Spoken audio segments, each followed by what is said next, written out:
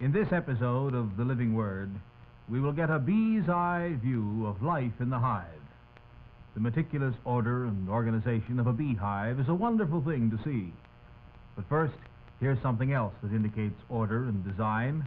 Music by the Salvation Army Band and the toe-tapping rhythm of the march.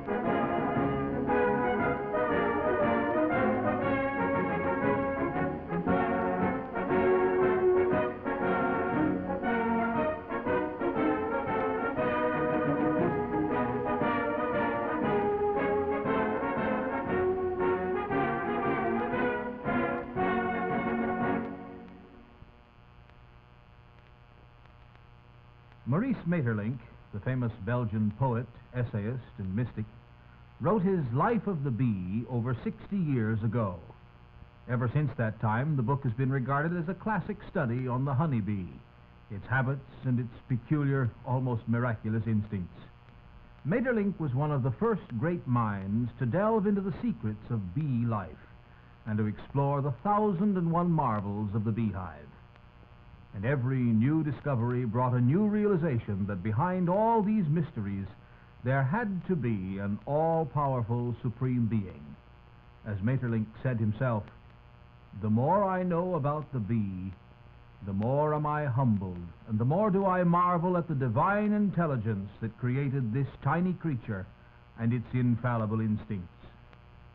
Today, with the aid of movie cameras and high-magnification lenses, the fascinating story of the bee can be told in a new dimension. Whereas Maeterlinck described the life and pursuits of the bee, we are now permitted to see him in action, even follow him into the hive. So come with me now as we take what we have called a bee's eye view of the busy world that is peculiarly his own. All winter long, the bees have clustered in the hive. With the blossoming of spring, the female worker bee starts her seasonal round, gathering honey, and in nature's wonderful economy, also fertilizing the fruit blossoms. Back in the hive, we find perhaps 80,000 female bees. They do all the work. During the summer, the hive also contains numerous drone bees. Here a worker feeds the drone. The male drones do no work, but are tolerated because they must fertilize the queen bee. The drone can be recognized by his stout body and large eyes. This is the queen bee. There is only one queen to a hive, and she does nothing but lay eggs in the wax cells. Here we see the three types of bees together. The worker is feeding the queen, the other is the drone.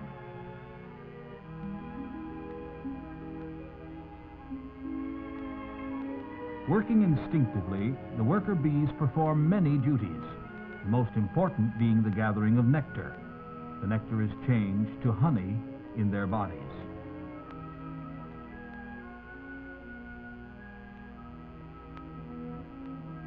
On entering the hive, the field bees transfer the honey to the hive bees, who deposit the treasure into wax cells.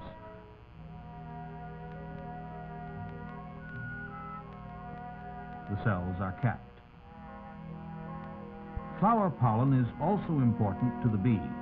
It collects on the fine body hairs and is combed into pouches on the legs.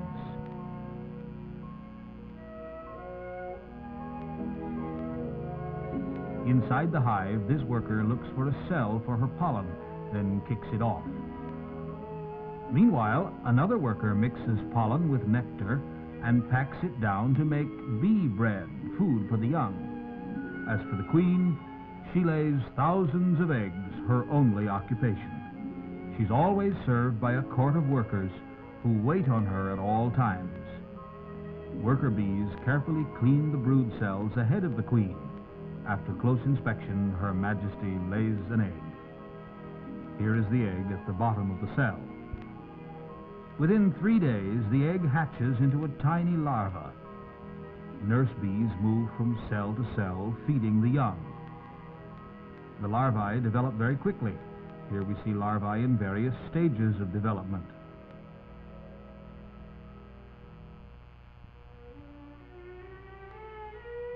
Preparing for metamorphosis, the larvae spins cocoons in the cells.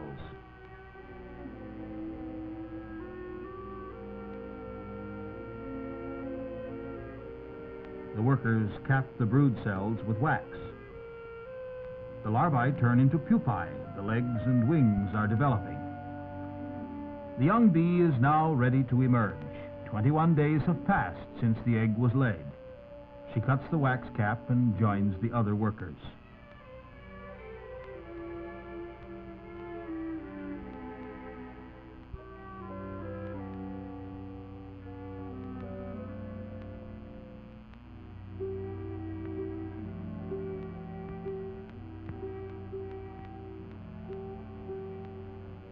And now we look in on one of nature's most amazing secrets. Bees have a language. After finding a rich source of nectar or pollen, the worker executes a dance on the comb. This dancer has found pollen. Her jostling gyrations tell the other workers where the pollen of nectar-laden flowers are, both the direction and the distance from the hive. Trying to explain this phenomenon, many scientists simply admit that it is God's hand at work in nature. An intruding bumblebee seeks admission to the hive, but the guards promptly eject the larger bee. He has no place here.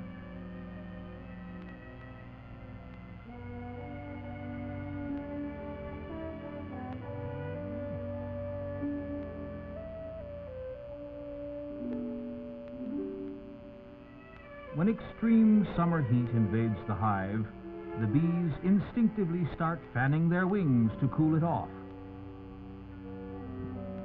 The bees we see are fanning cooler air in through the entrance, thus perpetuating the world's first air conditioning system. As new bees are born, the hive becomes crowded. New cells or comb are needed. In building comb, the workers cooperate by joining their legs in a living bridge. In this manner, they reach places no one bee could manage alone. They work the wax into shape with their mandibles. The wax comes from glands in the bee's abdomen.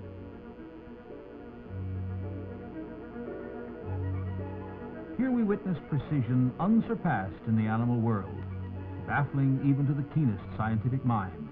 It is the kind of precision that seems to point unerringly to the creative and directing hand of God.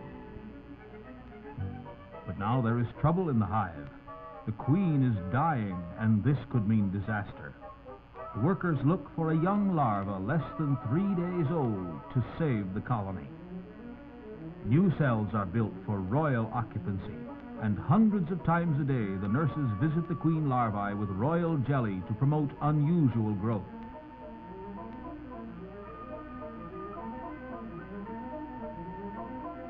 Finally, the pupa is shedding its skin. The skin can be seen at the tip of the body. 3 queens are fully developed after 16 days. The first queen emerges and goes straight to the nearest queen cell and kills her rival sister.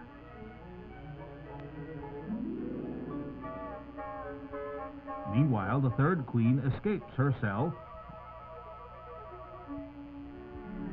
and a dramatic battle takes place. Although several queens may develop, only one can survive, and the survivor must find a drone and mate.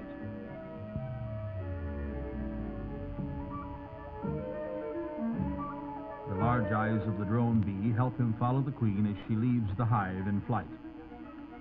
Once she has mated with the drone, the queen returns to the hive. She will lay unfertilized eggs in the larger wax cells. These will develop into drones. Fertilized eggs are laid in the smaller cells. These become workers. She controls the sex of the young bees in this miraculous manner. The bees grow and multiply, and many swarm out of the hive with the queen. Thousands of bees looking for a new home. The bees cluster in a tree while scouts go out on the hunt. They find this hollow log, and the colony moves in.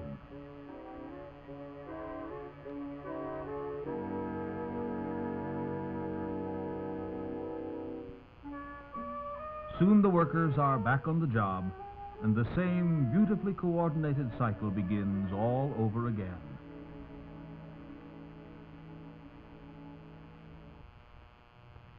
Who can look into the life of the bee without thinking of the marvelous wisdom and provision of God?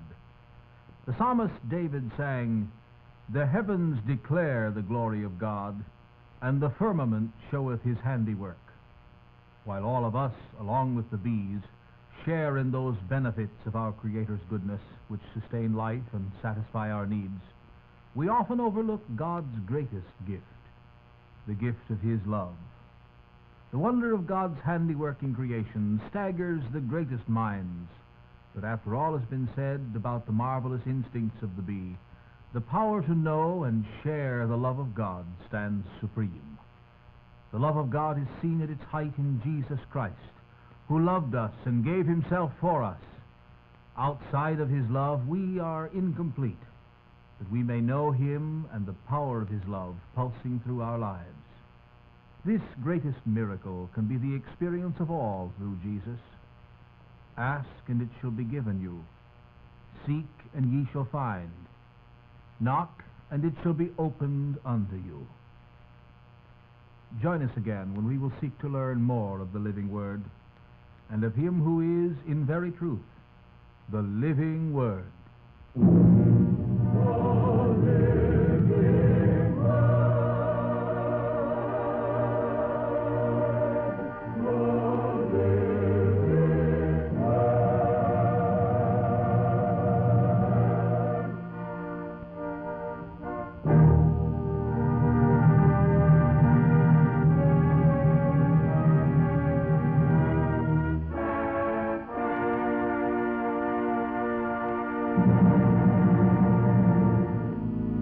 What do you really know about the world's bestseller? This free Bible correspondence course is yours just for the asking. Simply send a letter or postcard to The Living Word, care of this station. Do it today. Do it now.